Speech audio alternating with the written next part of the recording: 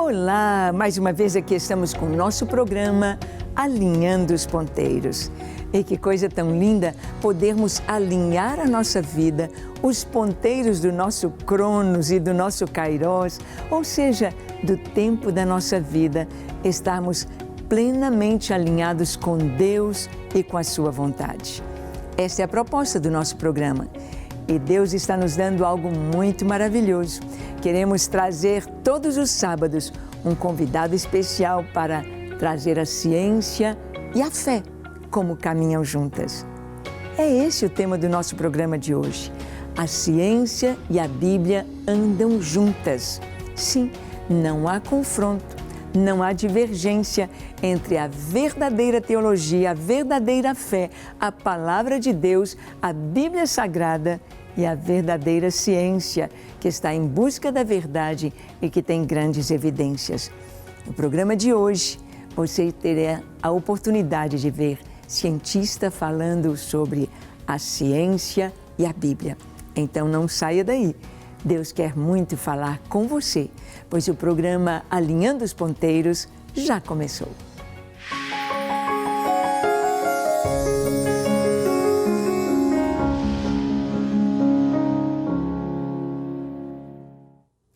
Muito bem, nós dissemos que teremos essa surpresa, esta bênção maravilhosa todos os sábados agora, tendo sempre um convidado para nos falar sobre fé e ciência, para nos mostrar que vale a pena estudar, vale a pena aprofundar-se nas Escrituras e ver o que a ciência está descobrindo dia após dia.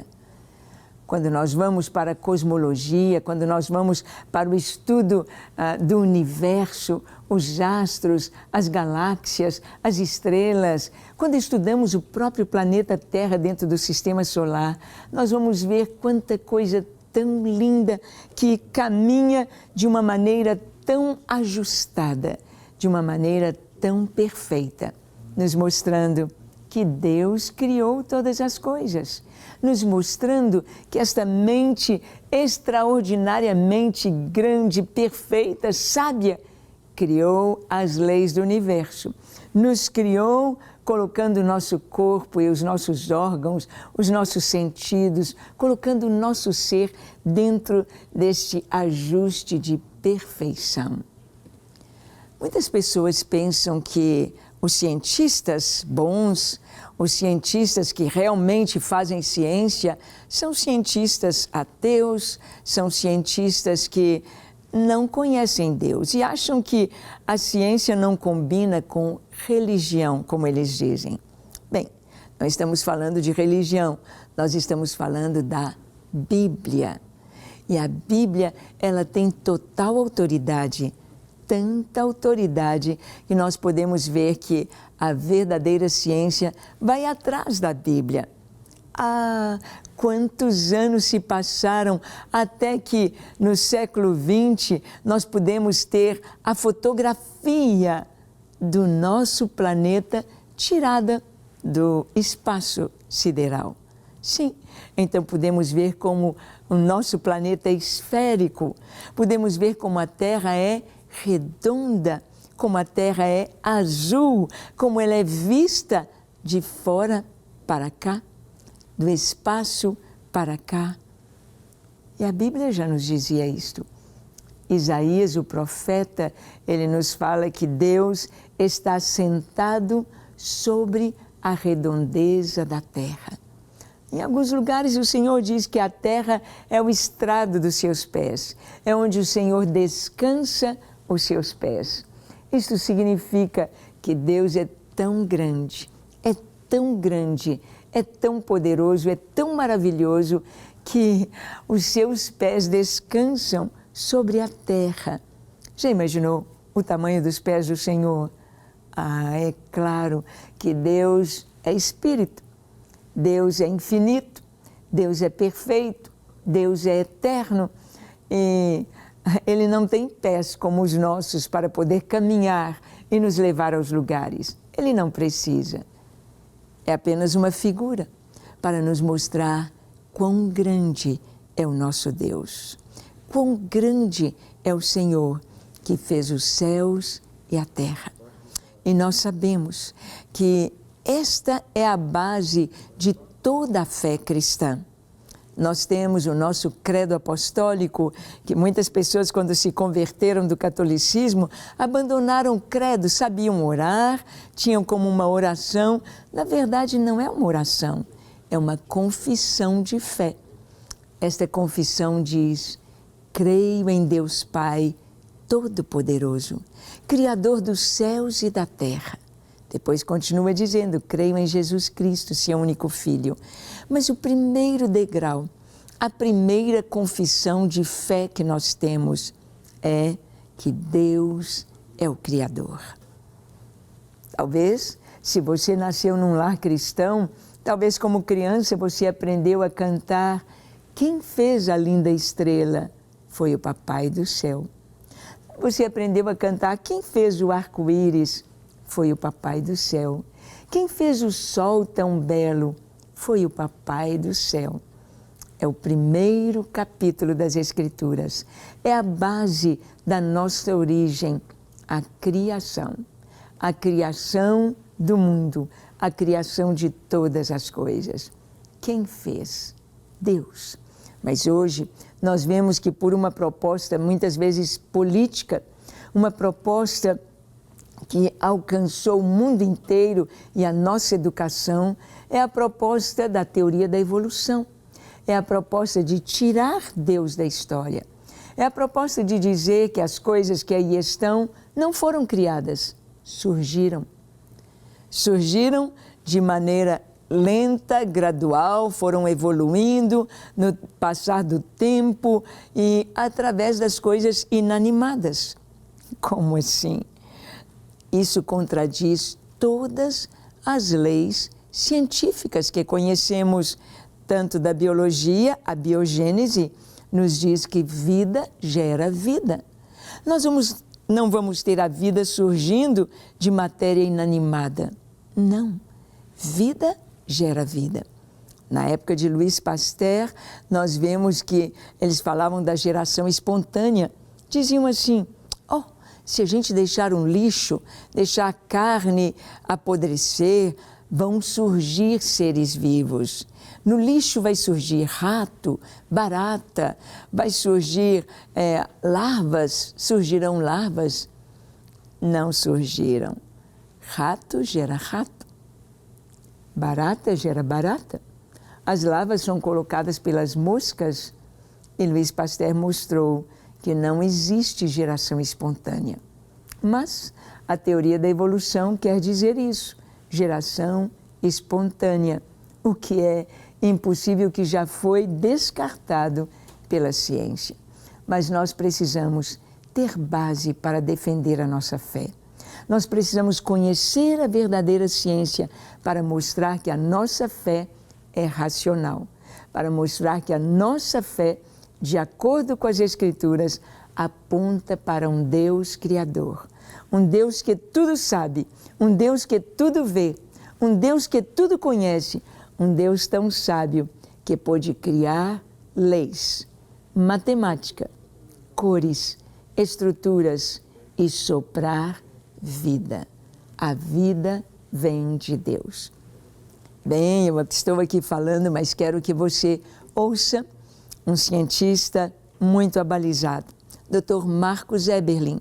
Trabalha ali como pesquisador, como professor, docente na área de pós-graduação, já formou mais de 200 mestres e doutores na química. Ele é líder aqui no Brasil na espectrometria de massa, já escreveu mais de 1000 artigos científicos, já escreveu livros. Os livros dele, Fomos Planejados, O Duelo entre Michael Behe e Darwin e Antevidência.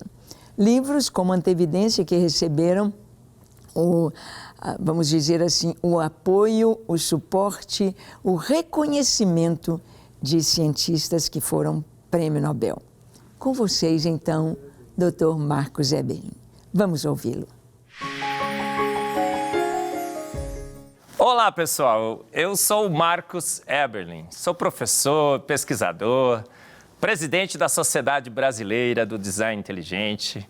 Sou químico, trabalho com moléculas, com a ciência, mas, sobretudo, eu sou um cristão que crê na palavra de Deus e sabe claramente que a palavra de Deus está afogada, abarrotada, atolada de ciência.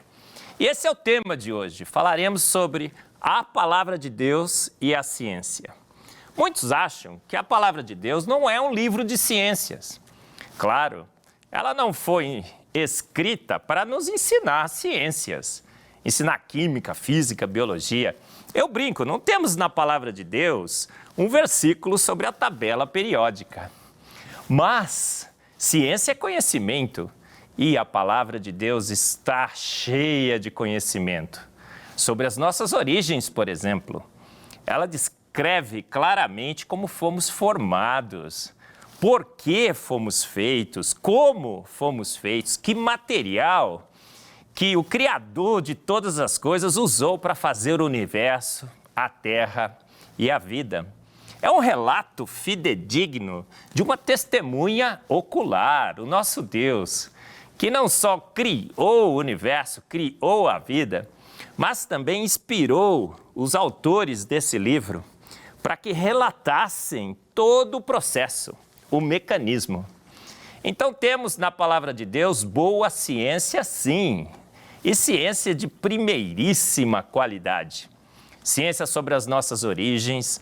Temos também o sanitarismo da Bíblia, o pai do sanitarismo, Moisés. Temos instruções claras sobre a nossa alimentação, o que comer, o que não comer, como educar os nossos filhos. A palavra de Deus também nos ensina. Há versículos fantásticos também na Bíblia. Por exemplo, tem um versículo que diz que Deus criou as árvores, os frutos para o nosso alimento, as folhas para remédio.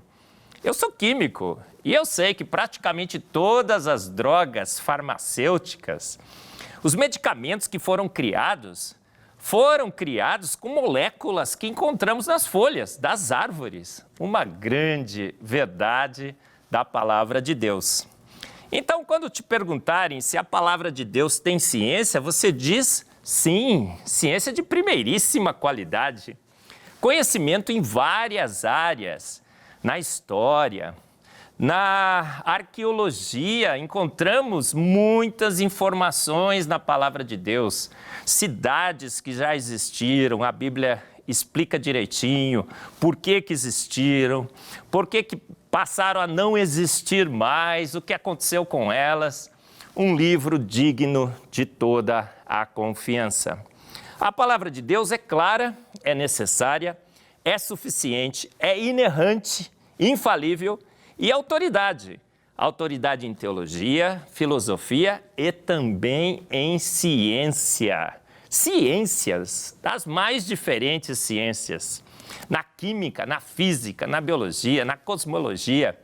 A palavra de Deus, por exemplo, nos diz como que o universo foi criado.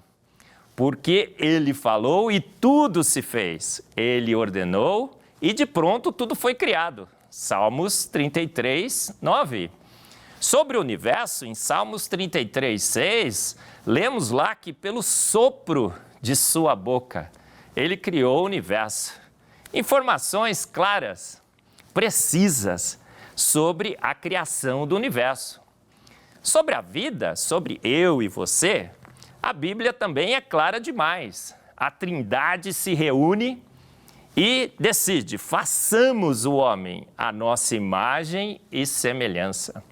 Então não foi um processo lento, gradual e sucessivo.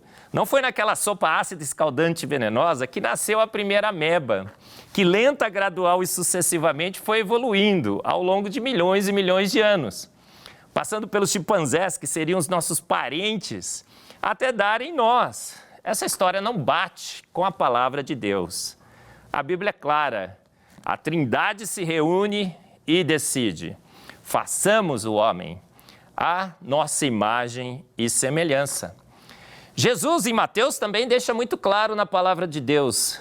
Não tendes lido que desde o início os fiz homem e mulher? Essa declaração bíblica vai contra uma teoria que corre por aí, a teoria da evolução de Darwin, que diz que, na realidade, surgimos naquela sopa, evoluímos, um ser assexuado teria dado origem aos dois sexos, aos homens e às mulheres. Sabemos hoje que essa história não bate com a boa ciência. Não há explicação para a evolução dos sexos, mas a Bíblia, desde o princípio, desde o início da humanidade, já declarava nas suas páginas: não tendes lido que desde o princípio os fiz homem e mulher? Olha quantas verdades científicas maravilhosas que a Bíblia tem. No que se pode verificar, portanto, através da ciência, a Bíblia é digna de toda a confiança. Se no que se pode verificar ela é digna de toda a confiança, podemos ter então confiança também no que não se pode verificar. Na segunda vinda de Cristo, na Jerusalém celestial. Isso mostra que a nossa fé também é alicerçada na razão, no conhecimento. Estais sempre prontos a dar razão da vossa esperança. A fé é o firme fundamento. Cremos porque entendemos, sabemos, portanto, cremos. E essa informação, muitas informações vêm da palavra de Deus. Informações nas mais diferentes áreas da ciência. Muitos estão preocupados hoje, por exemplo, talvez o planeta terminará aquecido, no aquecimento global, a temperatura vai subir, os mares descongelarão, invadirão os continentes. Você, como cristão que crê na palavra de Deus, estaria preocupado com essa possibilidade? Não, por quê? Porque em 2 Pedro 3,10, a Bíblia também diz como que esse planeta será destruído. Os elementos ardendo se desfarão e todas as obras da terra serão consumidas. Olha só, então a Bíblia é um guia do passado, do presente e também do futuro. Sabemos que o planeta será destruído numa grande explosão atômica. Deus desestabilizará os elementos que liberarão a sua energia nessa grande explosão e o planeta, num piscar de olhos, será destruído. Então nós podemos usar a Bíblia como guia na nossa vida. A Bíblia também é um excelente guia para conduzirmos a nossa vida e um excelente guia em ciências. Olha só. Muitos acham também que quando você mistura o conhecimento da palavra de Deus com o conhecimento científico, que essa mistura não seria boa. Seria um samba do crioulo doido, como dizem por aí. Será que seria realmente um compromisso espúrio entre a Bíblia e a ciência? Muito pelo contrário. O que nós vemos na história da ciência? Os grandes cientistas, será que eles não usaram a Bíblia? Usaram sim. Os grandes pioneiros, Pasteur, Schrödinger, Thomson, pai da espectrometria de massas, Newton, usavam a palavra de Deus, inclusive, como guia para a sua ciência. A Bíblia é um ótimo guia de ciência. Ela nos indica se teorias científicas, por exemplo, estão certas ou estão erradas. Então, quando Darwin propôs que lenta, gradual e sucessivamente a gente poderia ter evoluído nesse planeta, a evolução darwiniana, que de um ancestral comum todas as formas de vida foram se desenvolvendo, o que nós poderíamos ter feito? Desde o início, se lêssemos a palavra de Deus, se lêssemos Charles Darwin com a Bíblia, perceberíamos que ele estava equivocado. E nunca teríamos adotado uma teoria que hoje sabemos que está errada na nossa ciência. Não gastaríamos recursos procurando formas em que a vida poderia ter evoluído nesse planeta. Um grande guia em ciências. Na pandemia, por exemplo, todos nós lavamos as nossas mãos com água, com álcool gel, para nos livrarmos de vírus, bactérias. Mas a Bíblia também já dizia que esse procedimento seria eficaz. Há muito tempo atrás, tocou em cadáver? Lave sua mão, você está impuro, tome um banho. O sanitarismo bíblico, que poderia ter livrado, inclusive, a ciência de enganos. Em hospitais, antigamente, médicos tocavam em cadáver e atendiam mulheres na maternidade. Olha só, e o que levava à morte de muitas delas. Inclusive, a palavra de Deus poderia ter evitado grandes enganos científicos. Um guia seguro de ciência, a palavra de Deus. Então, da próxima vez que você estiver lendo a Bíblia, saiba que a Bíblia é autoridade, sim, em teologia. Saiba também que a Bíblia é autoridade, sim, em filosofia. Mas saiba também que a Bíblia também é autoridade em ciência. Um guia seguro para se fazer boa ciência. Um livro que contém ciência de primeiríssima qualidade. Ciência sobre o passado, ciência sobre o presente e ciência sobre o futuro. Essa é a palavra magnífica, maravilhosa de Deus. Nosso único guia de fé e prática. Um livro que contém grandes verdades, inclusive verdades científicas. Um livro, portanto, digno de toda a confiança. Essa é a palavra de Deus.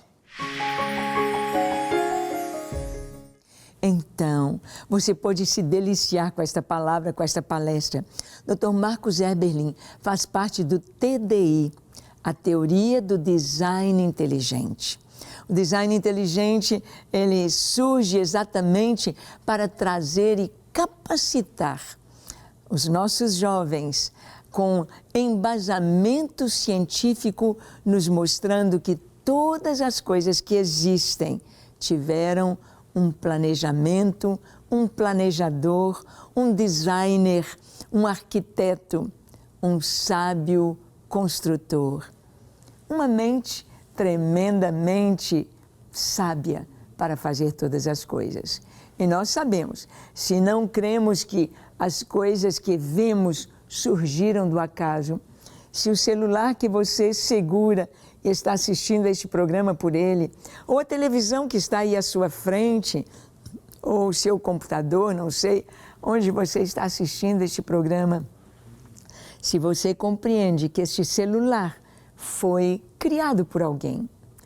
Alguém começou a pensar, nós sabemos como que a tecnologia foi avançando, pequenas descobertas iam se sobrepondo e nós chegamos ao século XX, ao século XXI, com a televisão, com o telefone, com o rádio, e você aí está com o seu celular. Aí estamos com os computadores. Claro que os primeiros computadores eram gigantes e muito caros.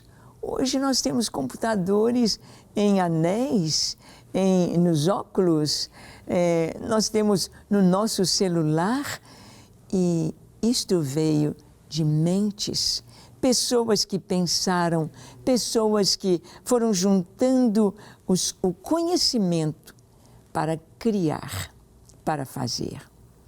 A palavra de Deus nos diz que o nosso Deus, este Deus maravilhoso, eterno, este Deus soberano, criou todas as coisas que existem, inclusive a mim e a você. Fomos feitos pelo Senhor e fomos feitos com propósito. Nós existimos para Deus, existimos para glorificar o seu nome, existimos para conhecê-lo e fazê-lo conhecido. Existimos para podermos ter comunhão com Ele. Você tem comunhão com Deus? Você conhece o seu Criador? Você conhece o seu Deus? Além de ser o nosso Criador, Ele nos enviou o seu Filho, Jesus, para que nos desse perdão, salvação e pela justiça de Cristo fôssemos salvos. Vamos orar? Quero orar com você e por você, para que você conheça o Senhor e para que tenha o seu nome escrito no livro da vida e possa gozar com Ele das maravilhas eternas. Feche seus olhos, curve a sua fronte. Se for possível, se ajoelhe onde você está e ore comigo, entregando a sua vida ao Criador, dizendo assim: Senhor, eis-me aqui em Tua presença. Eu te entrego o meu coração, te peço perdão pelos meus pecados. Lava-me, Senhor. Tenho andado tão longe de Ti, sem sentido, sem perceber que a minha vida está passando e eu preciso de Ti. Eu te peço perdão. Dá-me um coração puro, dá-me um coração perfeito para contigo e dá-me certeza de salvação. Eu me entrego a Ti para ser Teu, totalmente Teu, hoje e para sempre. Amém, amém e amém. Graças a Deus. É isso aí. O que temos de fazer é saber que fomos criados com um propósito. O propósito de conhecer Deus, amá-lo, servi-lo, desfrutar de tudo que Ele tem para nós. Sua paz, seu amor, sua presença e a vida eterna. Que Deus te abençoe ricamente. E no próximo sábado estaremos aqui com mais cientistas, estaremos aqui com mais fé e ciência para o seu coração. Deus te abençoe.